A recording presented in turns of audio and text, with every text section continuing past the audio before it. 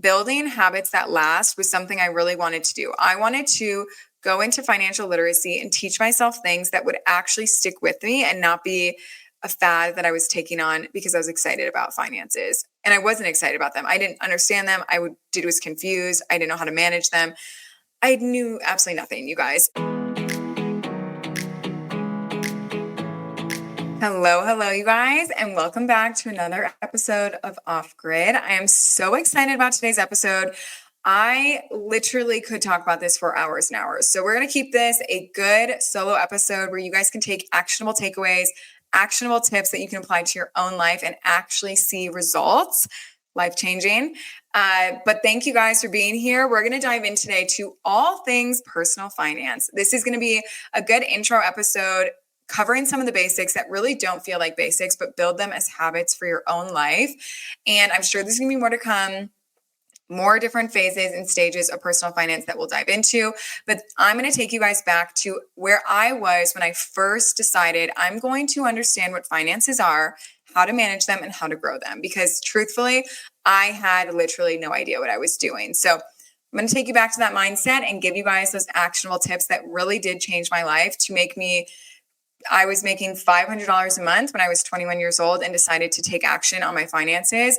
And now at 27, owning multiple businesses, multiple income streams, have the ability to stay home and raise my daughter, travel when and where we want, and just build a business, multiple businesses that feel lifestyle aligned for us and have made us, time freedom. We've had a sense of financial freedom as well, and feel really grateful to be here. But I know it's only possible and we're only here because of the habits and action items that we took over the last, 6 years. So we're going to start back where I was when I was 21 and first decided. I literally remember sitting in my college house and being like, I have no freaking clue what finances are, how to manage them. It's so overwhelming. I don't know what retirements are. I don't know what solo 401ks are. I don't even know what a Roth IRA is or 401k or what to be doing to make and save money. So instead of being overwhelmed by the topic of personal finance, I actually literally remember just making a decision like, I'm going to figure this out. I don't understand it, but I'm going to understand it. And that decision, I feel like really helped me make that moment. In that moment, make me have a decision and a moment. In that moment, I feel like it really helps me make that decision that this is the only option, is to figure it out. And I've been figuring it out ever since. So I was 21, working 2 internships at a time. Throughout my 3 years at Michigan State, I worked 2 internships almost every single time I was working. I don't really know why I'm someone that takes on multiple jobs and different things all the time. But I really, when I graduated, wanted to figure out what I liked and what I didn't like and what I wanted from graduation. I feel like so many people spend their years in college just partying, hanging out with friends, going to class. But then when they get out, they're like, now I don't know what I want to do. And I wanted to treat my college years as like, I want to figure out what I really like about working, what I really don't like working, and what I want my job to look like after college, so I don't have to do all the figuring it out after school. I wanted to kind of feel like this is the avenue I want to go upon graduation. So that's not for everyone. That's not everyone's mentality. I know that. I'm sure I worked myself a little bit more than others in college. I would get up at 6 a.m., go to the gym, go work 8 to 2, go to class 2 to 6, and then go out 6 to 1 in the morning. Not saying it's advisable, but it worked for me. And I'm grateful that I did it because it did help me learn what I wanted to do upon graduation and how much I wanted to make and how much I needed to make. So I was making $500 a month doing those internships. Sometimes they were literally free internships, but I was learning and that was valuable to me.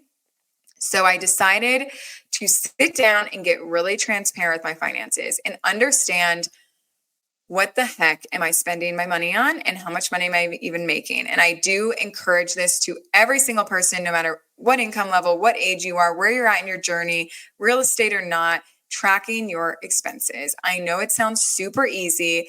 It sounds really basic, but it is life-changing to do this habit and implement this habit into your every single day life. So what I mean when it comes to tracking your expenses, there's so many ways to do it. You can use apps to help you. You can use spreadsheets. You can do whatever works for you. But what I'm saying when I say tracking your expenses is understanding how much income you're bringing in and how much you're spending and is going out every single month. So I like to categorize that into what is my income? What are my bills costing? So what is my rent? What is my insurance? What is, my utilities costing me? And I like to go through that area and then separate it out into what do I spend on gas? What do I spend on groceries, eating out, shopping, and like a miscellaneous category or travel category or something else that you may find yourself, workout, if it's your gym and your Pilates, whatever categories you feel like align for you. I like doing the category approach because it helps me get clear on like, oh, wow, I like went pretty big on groceries last month, but look, my eating out was way less. So even though I spent less on eating out, it was still allocated into groceries and maybe I saved a little bit of money that way. Or vice versa. Maybe I spent way less on groceries, but I ate out double I usually do. Those categories help you just kind of get a pulse on what you're prioritizing in life. If you're someone who's like, no, I hate driving, I don't like to go places, I don't like to travel, but yet you're spending $1,000 on gas every month, I'd be like, okay, what are you doing? Like, you tell me you don't like to drive around and go places, but yet you're spending this much money. So it really just helps you prioritize what you're spending your money actually on and what you tell or feel like you're spending your money on, if that makes sense. Next, when it comes to tracking your expenses, I will do just a quick pulse. Like at the end of the month, I'll do the full month. When I used to be really obsessed and like didn't have I had so much time on my hands, you guys, like before I was a mom and on businesses and stuff, I would track my expenses like multiple times a week. Like it was probably not very efficient of me, but I would just pull up my spreadsheet, type in what I spent that month or that week, and then do a quick pulse and then, make next month's sheet. I like to do it in Excel spreadsheets. I have a template that I like. I give a free expense tracker to any of you guys. I'll put it down in the description if you want that one. But like I said, you can use apps, you can use all the things that work for you.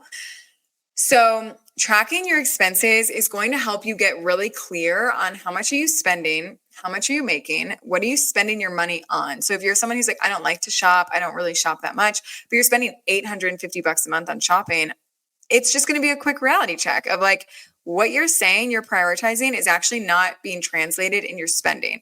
It is not to shame you. It is not to feel bad. It's not to feel anxiety. It is literally just to get clear because you'll hear all future things lead up to what you spend every single month. And you can't build a savings account goal. You can't build an investment goal if you don't know how much you're spending. And that also comes into how much you're making because truthfully, it's not what you make, it's what you spend and what you keep. And it's not people that are making $100,000 a month, but spending $105,000 a month are in a worse off situation than someone making $5,000 a month, spending $4,000 a month. So get really clear on what you're bringing in and what's going out every single month. If you have never done this before, I recommend pulling up an expense tracker and then just tracking like the last 3 months or last 2 months of your spending. Just kind of take an average. Like obviously, if you went on a trip or spring break last month, it's going to feel a little bit more inflated. But when you do that, you can pull an average of like, okay, on average, I cost $5,000 a month to spend or $3,000 or $10,000, whatever it is. So when you build an emergency fund, we know we want to have 3 to 6 months of income or 3 to 6 months of expenses set aside. So we need to have, 15,000 set aside. If you don't know how much you spend, you literally don't know what to build your savings account for an emergency fund off of. So tracking your expenses is something I really believe in. I know people think they're too good for it or they don't have time for it, but you literally can't afford not to get clear with it. It may not be something you keep up forever. I'll be transparent. Over the last 7 years, I still do it, you guys. I track our expenses for our businesses, for myself, for Reed. I go through everything of what we spend and I get really clear. We spend a very consistent amount every single month. We have a budget not a budget, but we have a category for travel. We have a category for groceries, gas, shopping.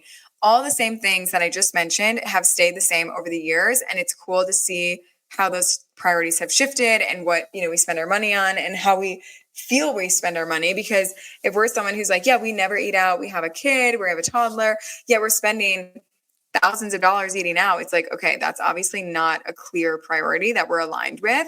So tracking your expenses is great. Now, when I was in my 20s, I was tracking my expenses when I made $500 a month, you guys, like literally $500. And I still track my expenses into the tens of thousands, hundreds of thousands that we make.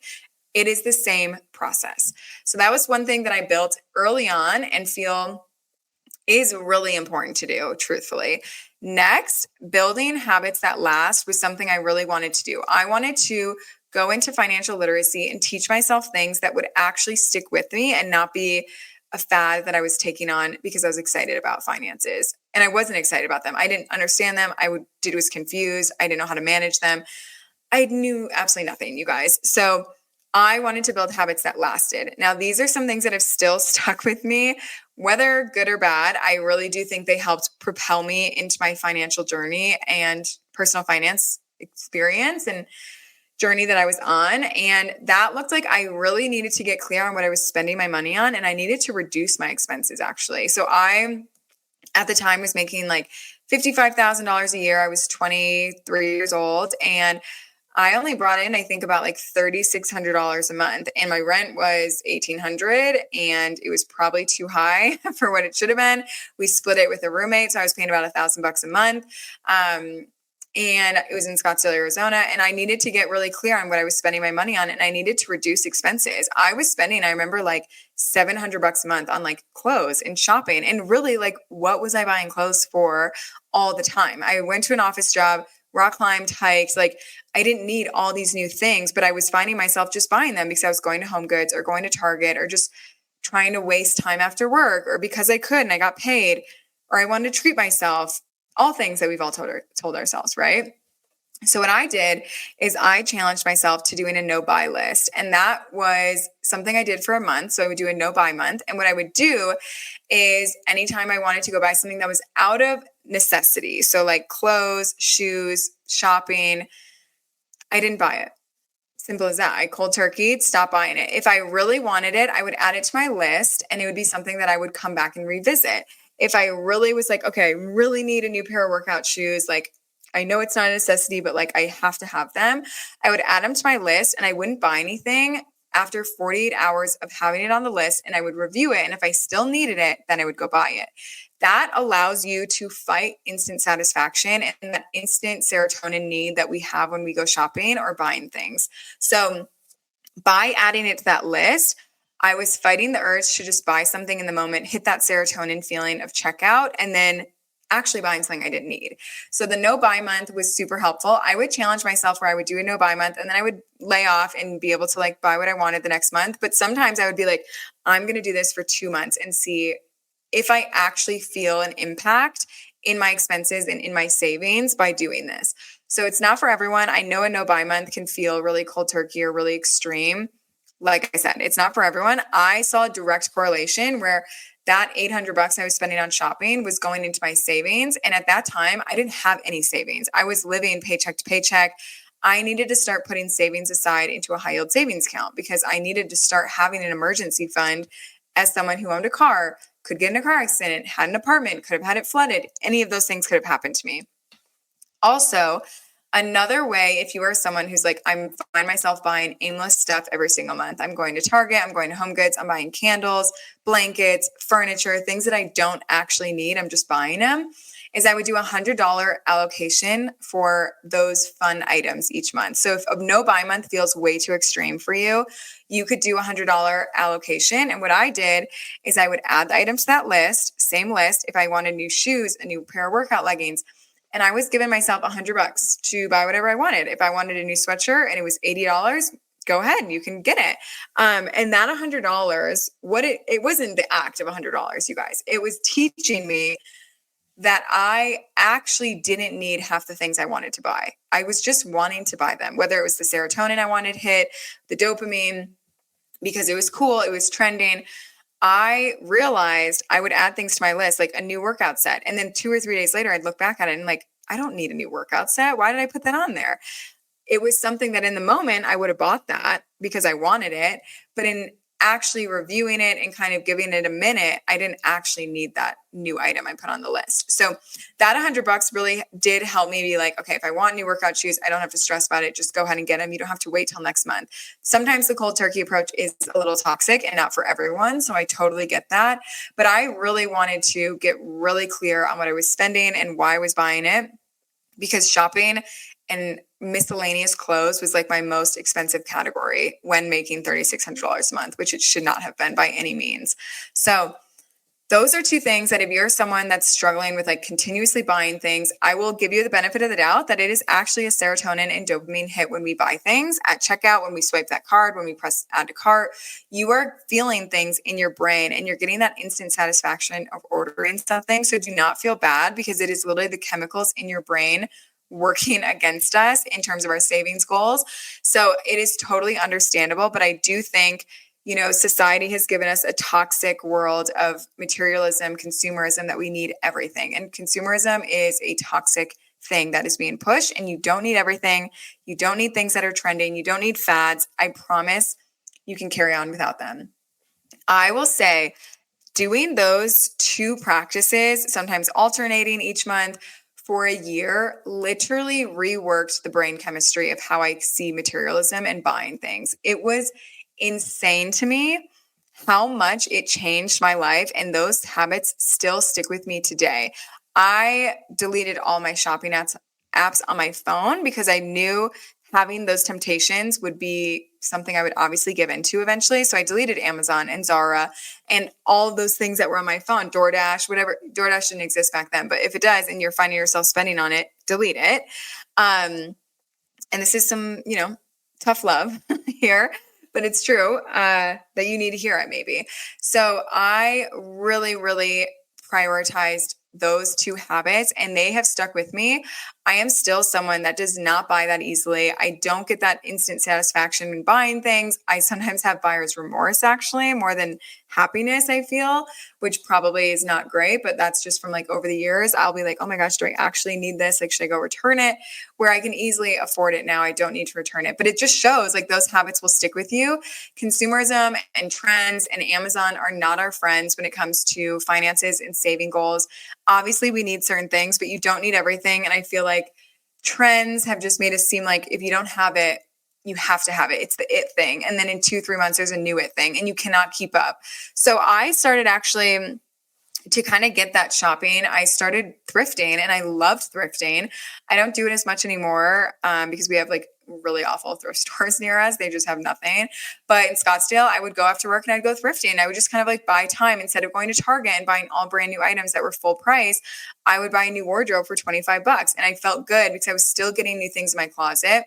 Another rule I used to have was when you bring 2 new things in your closet, 2 things have to go. You cannot just keep adding and never taking away. So that was another thing. Obviously, I was a huge shopping person. Like I had this shopping addiction that I had to rework in my brain.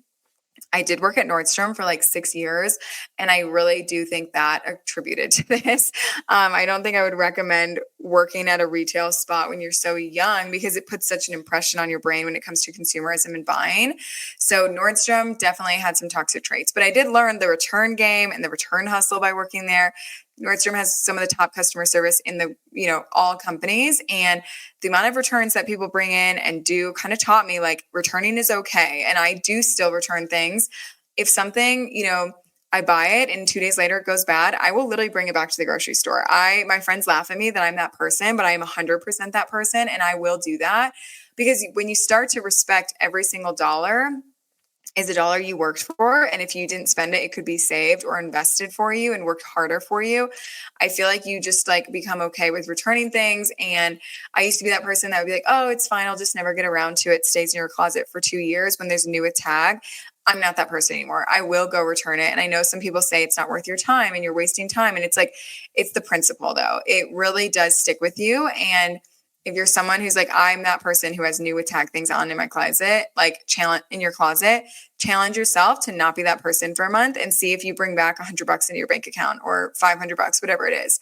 I know it sounds small, but you guys, I was working with like a $500 budget and then a $3,000 budget. Like $100 went really far for my savings, and every $100 grew my savings by $100. And that was a big difference for me. So don't think that starting small is not enough to put emphasis on this, because I actually believe when you're starting small and you're making less money, it's actually better to implement these habits now. So when you do start making $5,000, $10,000, $20,000 a month, which you guys all can do, it's very possible. It becomes just a lot. Those habits are still there. They still stick.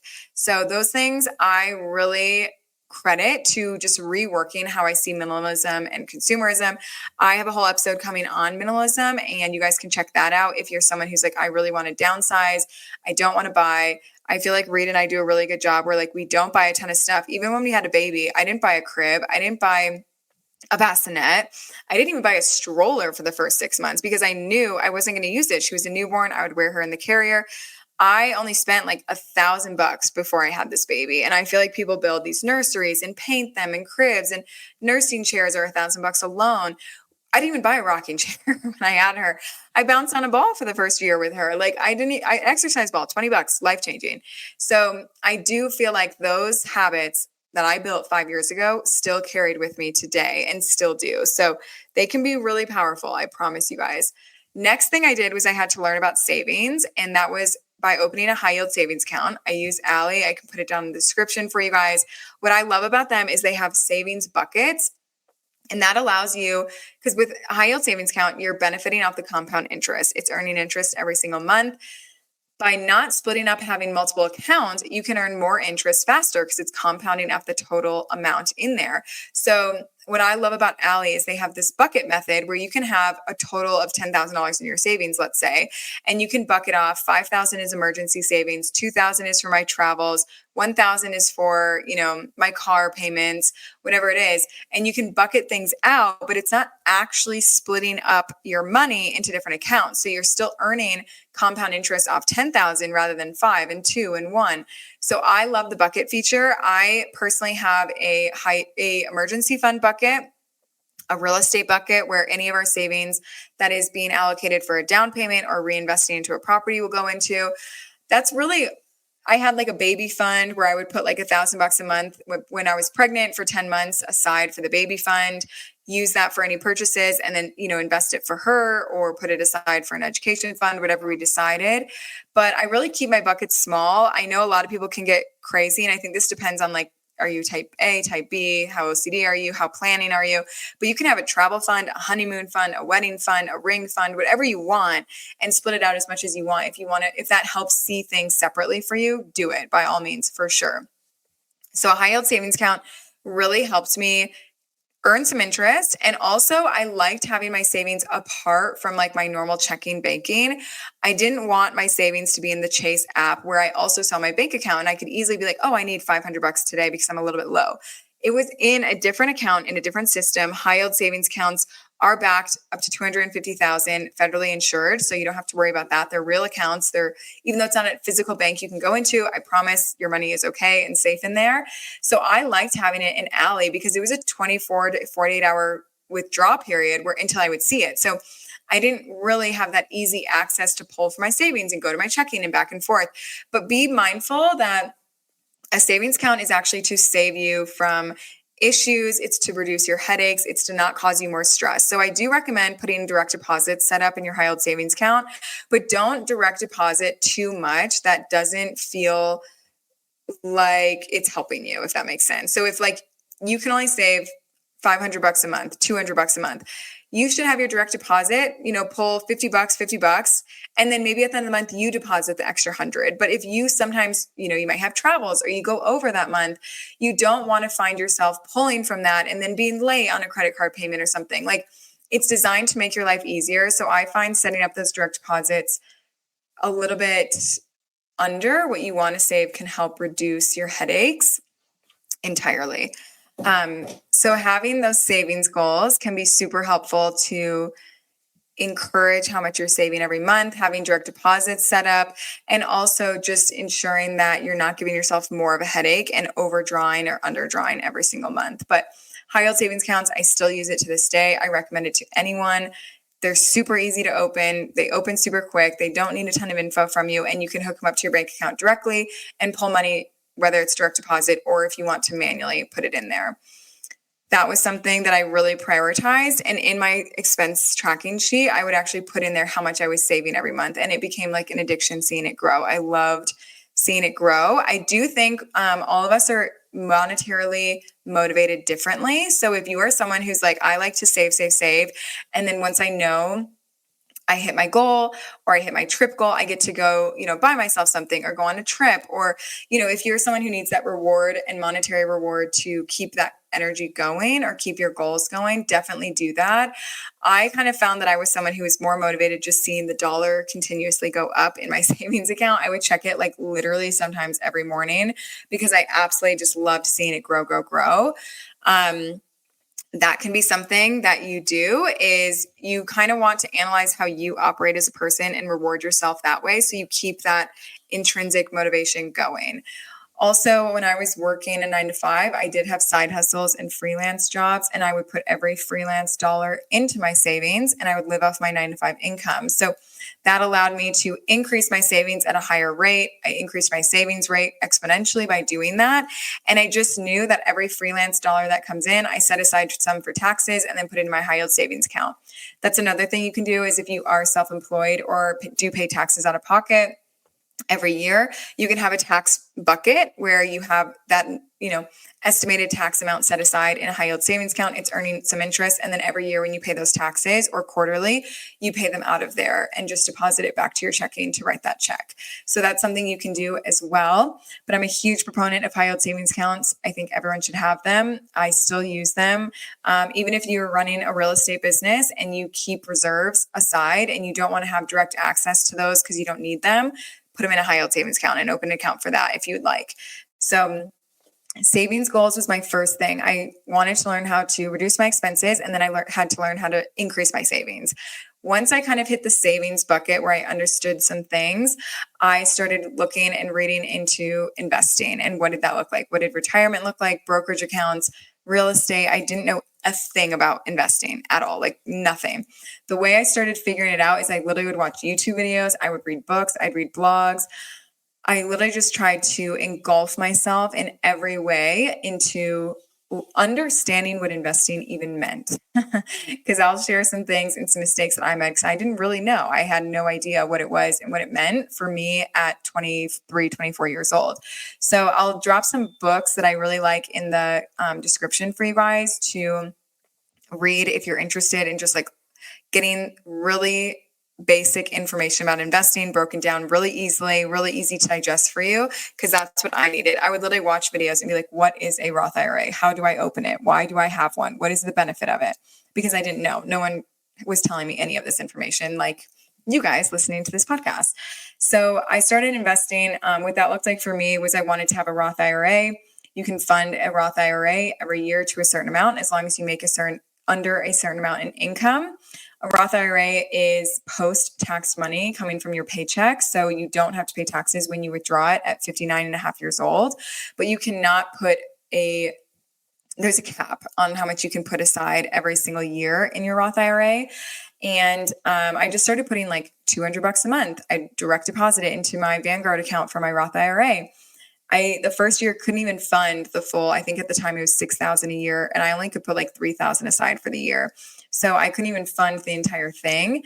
But that's okay. Any dollar is helping grow and work for you. And truthfully, when it comes to investing, time is on your side. And there becomes a point with compound interest that if you started when you were 20 and then you start when you're 30, you can't even sometimes make up those gains because time was on your side with those extra 10 years, even if you double the amount you put into the stock market or anything. So I knew at 23 years old, if I start now, even with as little as I can, $50 a month, whatever it is, I can make a difference with the compound interest I was receiving. So I started with a Roth IRA. You guys can send me any DMs or anything you have on Roth IRAs, but they're pretty simple to open up. Like I said, it's post-tax money, so you don't pay taxes, but it does get withheld from you until you're 59 and a half years old, which is basically retirement age. So don't put money into your Roth that you can't afford to lose or not pull back out. Once it's in there, it is being invested into whether it's stocks or ETFs or bonds, and it's growing for you, but you do have to take the money you put in there and actually buy things like mutual funds or ETFs, which you can watch a YouTube video if I'm speaking lingo that you don't understand on this. Totally understand. It was lingo. I didn't get it either once upon a time, but I was someone who literally left money in my a Roth IRA for 6 months and did not invest a dime because I never actually bought a transaction of an ETF or a mutual fund. So don't make that mistake.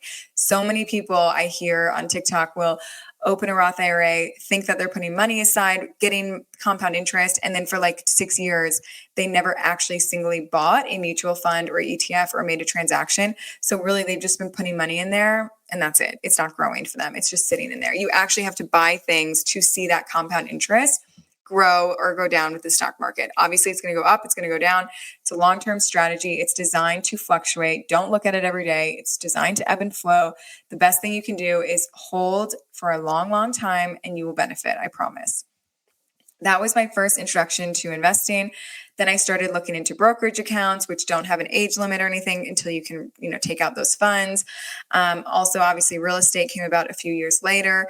And now I definitely pivot a lot of money into real estate investing rather than investing in the stock market, just because it's a lifestyle play for us. We get to use it. We benefit from it. It makes cash flow, tax benefits, revenue appreciation. It's been my choice of investments versus the stock market, truthfully, but that's just for me. And along the way, as I'm figuring out my expenses throughout those last few years, I started looking into travel credit cards.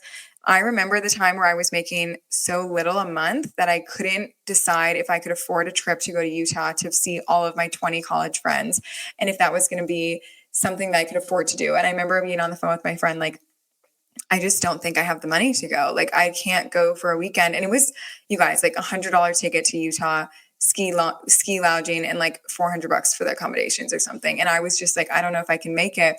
So that's when I started leveraging travel credit cards, opening cards that helped me earn points by spending the necessary, bonus offer and getting 100,000 points, 60,000 points, and then understanding those points could buy flights or hotels or cash back for me. So I started kind of leveraging credit cards. I use the app Credit Karma to check my credit when I'm going to open new cards. Don't open too many cards at once. You want to have a certain amount of pulls per year or per quarter. You don't want to pull and go apply to like 10 credit cards at once. It's not going to help you.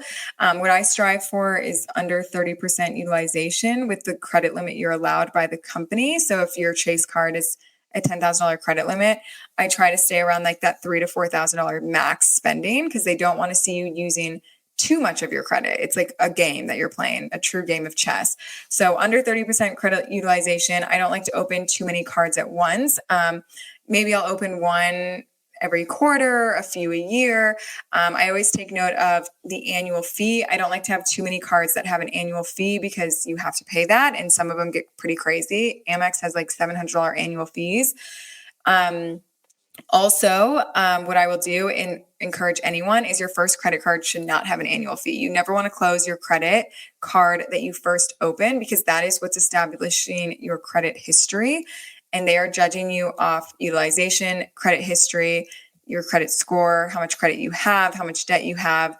So don't put your credit card that you first open into an annual fee credit card option, and don't ever close that card. So if they aren't utilized for a certain amount of time, banks will close them. So if you have that first credit card you've ever opened, put like your Netflix subscription on it, or put a subscription on it that charges it every month, auto pays every month, and doesn't ever stop getting used, because you can have your first credit card actually closed on you. And that could cut off like 2 to 4 years of credit history if you didn't open anything for a few years after that.